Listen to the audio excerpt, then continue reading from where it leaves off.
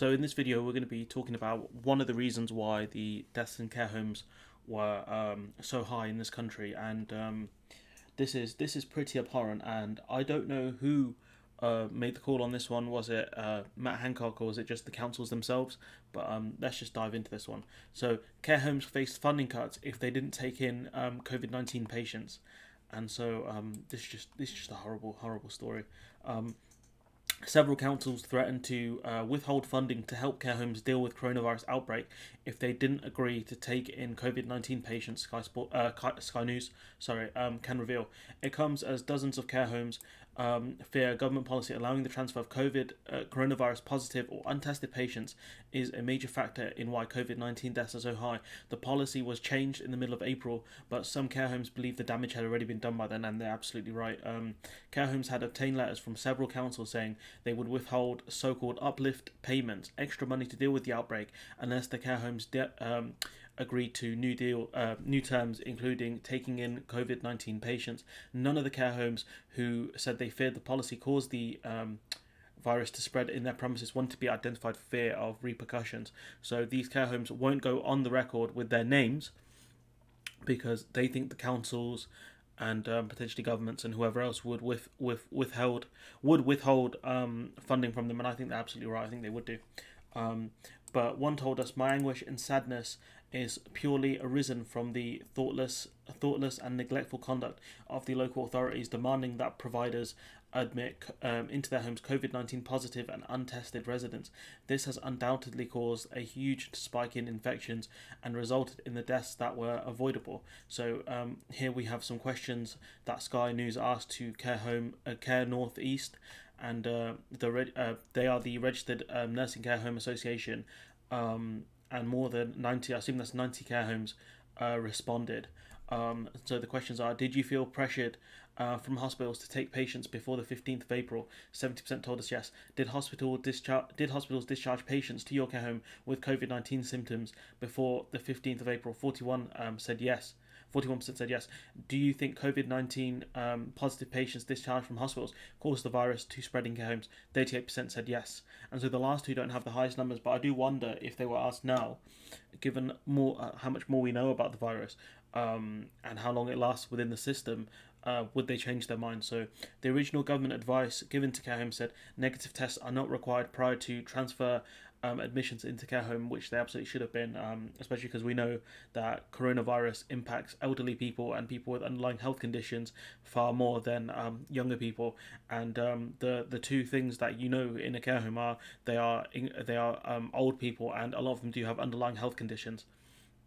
And so doing this was effectively a death sentence for these people, and shortened their lives. Some of these people had very long lives, but at the same time they were cut short through either government neglect, incompetence, or I don't know if you could say if this was intentional. It's very difficult to say. So I know that they wanted to free up hospital beds, because obviously people within hospitals, you're taking up a hospital bed by being there.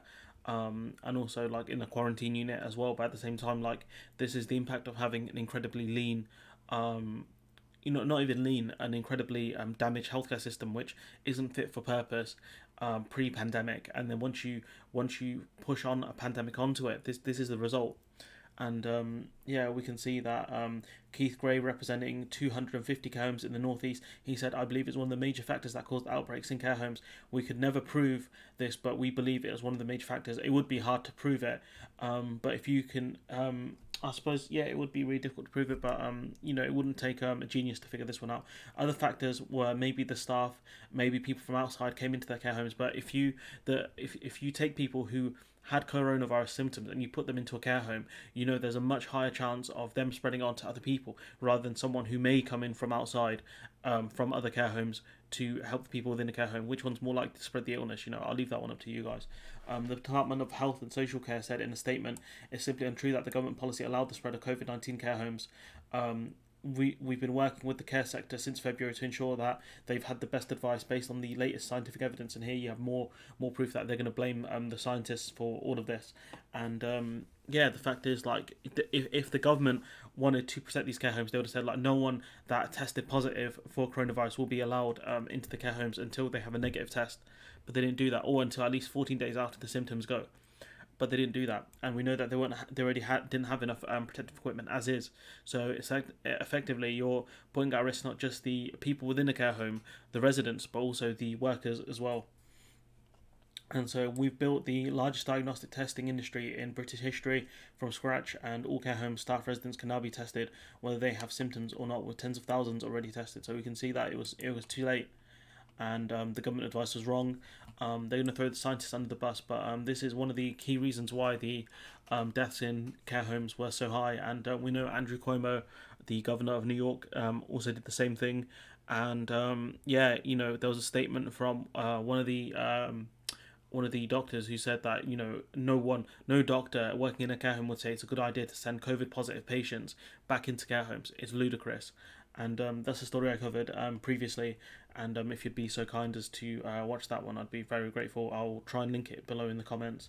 And look, I'm going to leave it there. Let me know what you guys think. You know, do you think, how far up does this go? Is this a central government failure with them not letting, with them allowing COVID positive patients to go back into care homes up to a certain point? Is it the council's fault for forcing forcing care homes to take people back for taking positive COVID-19 positive patients back into care homes and face funding cuts?